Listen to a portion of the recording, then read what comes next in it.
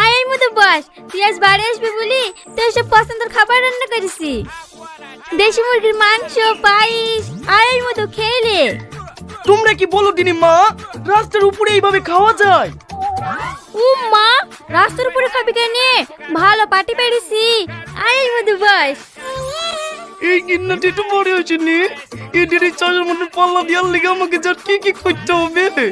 কিরে বাবু দাঁড়িয়ে থাকলি যে, আই বস। কর্তা, ওদের থেকে বড় গাড়ি বাসে চলে এসছি। খুব ভালো করিস, এখানে আসো শোনো। বলেন কর্তা। কুকুর হ তাড়াতাড়ি।